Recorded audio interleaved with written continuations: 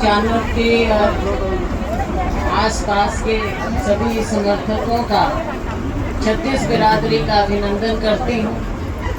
सबसे पहले अपनी बहनों का अभिनंदन करूँगी जो इतनी संख्या में यहाँ पर मौजूद हैं और आज 51 दिन हो गए आपके इस धरने को, आपके इस संघर्ष को, आपके इस आंदोलन को। दुख की बात यह है, पहले भी मैं आपके बीच में आई, उस समय ज्यादा पानी की समस्या और आज पानी के बिना प्यास की समस्या है। क्या कारण है ये? और क्या कारण है कि आपको सबको, छत्तीस बिरादरी को, सब लोगों को यहाँ पर ऐसे धरने पर बैठना पड़ा? मीडिया के मेरे साथी, यहाँ पर हमारे आंदोलनकारी हैं, मेरी बहादुर बहनें हैं, नौजवान हैं, हमारे बुजुर्ग हैं, 80 साल से ऊपर जो अनशन पर बैठे, मेरी बहनें बैठी, इन पर अश्रु गैस तक, पानी तक छोड़ा गया, इनको दबाया गया, लाठीचार्ज हुआ, लाठीचार्ज भी हुआ ना। तो ये क्या कारण है?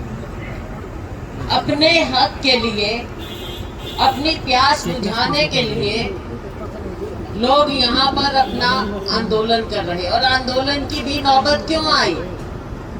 जब इतने बड़े बड़े वायदे किए जाते हैं, बड़ी बड़ी घोषणाएं की जाती हैं, पेयजल की बात करते हैं, हर गांव में, हर घर में हमने पानी पहुंचाया, दावे बहुत हैं, सुनते हैं, मीडिया के माध्यम से बड़े बड़े इश्तेहार दिए जाते हैं, बहुत बड़े बड़े क्लेम करते हैं दुनिया भर में जाकर विकसित भारत।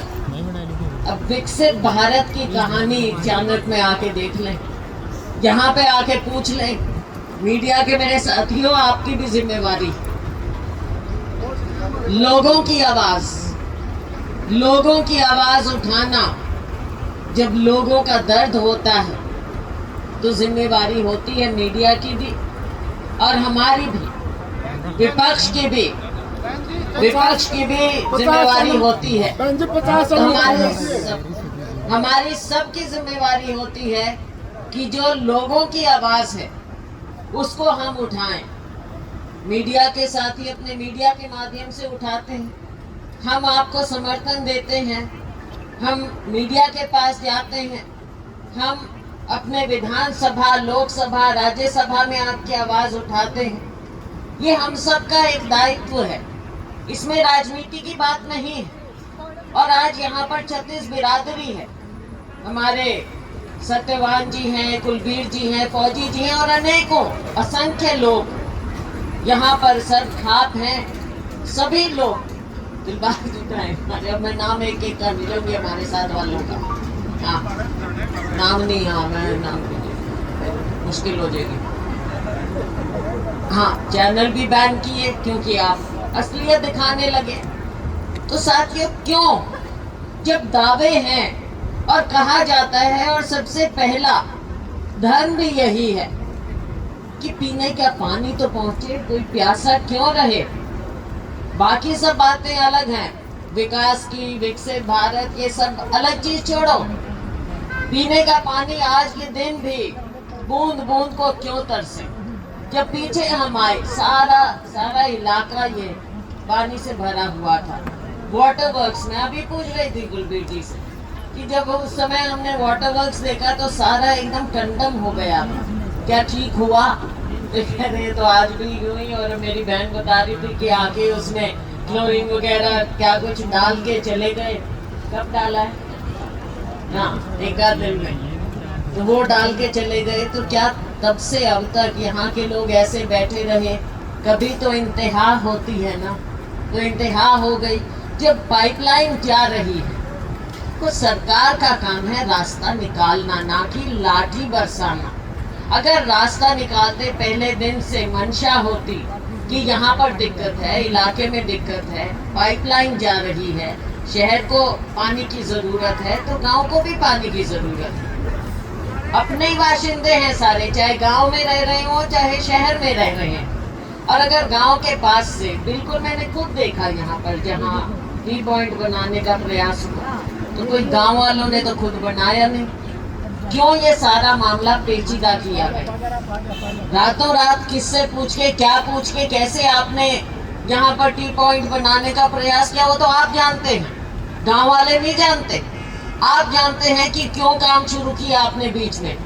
पहले ही अगर आप इस मसले को कि यहाँ से पानी की दिक्कत है, जहाँ से पाइपलाइन जा रही है, तो हम सबको हिस्सा देते चले, तो ये दिक्कत ही नहीं आनी थी, समस्या नहीं बननी थी।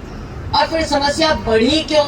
समस्या इसलिए बढ़ी कि शायद सरकार की ओर से, प्रशासन की ओर से, मैं ये तो नहीं मान सकती किसी भी हालत में कि बिना सरकार की नॉलेज के या उनकी रजामंदी के यहाँ पर टी पॉइंट बनाने का प्रयास किया गया। ये तो मैं मान नहीं सकती कि उनको पता ही नहीं था।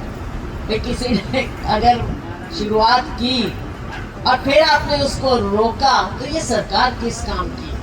ऐसी निकम्मी सरकार हमने पहले कभी नहीं देखी जो ये सरकार इस तरह के कार्य कर रही है।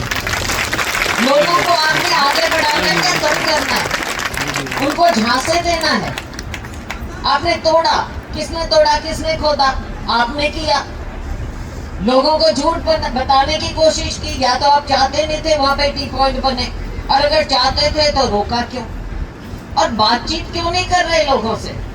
बातचीत करो, दूत मत भेजो, बातचीत करो, समस्या का हल निकालो। और अगर आप समस्या का हल निकालना चाहते हैं, ये सरकार चाहती है, तो चंडीगढ़ बैठ के भी हो सकता है। ऐसा नहीं है। आप तो दिखावा कर रहे हो कि कभी किसी को भेजेंगे, कभी बातचीत के लिए बुलाएंगे, कभी ये करेंगे। क्यों ऐसा वर्चस्व दिखाने का प्रयास है? ये समस्या का हल निकालना चाहे चंडीगढ़ बैठ के करो, चाहे हांसी, चाहे हिसार, कहीं पे भी बैठ के करो, समस्या का हल निकालो। हल क्यों नहीं निकालने का प्रयास? आज 51 दिन क्यों हुए हैं? क्यों लोग अपना काम छोड़कर अपने ट्रैक्टर लेकर यहाँ पर आ रहे हैं? क्यों मेरी बहनें यहाँ पर बैठी हैं, पानी को तिसाई मर रही हैं, बच्चे तिसाई मर रहे हैं? मैं आपको बता सकती हूँ, मेरी माँ को दिए हैं कि खाने की, पर्व वाला भी दूर नहीं है हमारा। उनके समय में सिर पे टोकनी लेके, घड़े लेके पानी भर भर के जाया करते थे। आज क्यों जा रही है ये महिलाएं? आज क्यों जा रही है? खुद मेरी माँ ने सिर पे घड़ा टोकनी उठाई हुई थी, उस समय पानी लाया करते थे। तो आज ये बहनों की ये ऐसी दयनीय स्थिति क्यों है? और सरकार की नाक के नीचे क्यों है? स्वच्छ पेयजल, फलाना पेयजल, भाई इतने इनके नारे, हमें तो भूल भी जाती हूँ क्या क्या नारे के देते हैं। सच्ची बात है, पता नहीं क्या क्या केवल भाषणों के लिए है ये इनकी स्कीम में। अजब हाँ, जुमले, बिल्कुल जुमला सरकार, बिल्कुल जुमला सरकार है। जुमला सरकार भी है, यू टर्न सरकार भी। और वो मैं इसलिए कह रही हूँ क्योंकि यहाँ पर इनको हल निकालना पड़ेगा। क्यों नहीं निकालेंगे? क्यों नहीं टाइम से निकालते? क्यों इनको तंग कर रहे हैं? हमारे बुजुर्गों को, हमारी बहनों को क्यों इनको तंग किया हुआ है? हम आपके साथ खड़े हैं। देखो, कायदा कानून बनाया जाता है लोगों की सहूलियत के लिए, उनके लिए,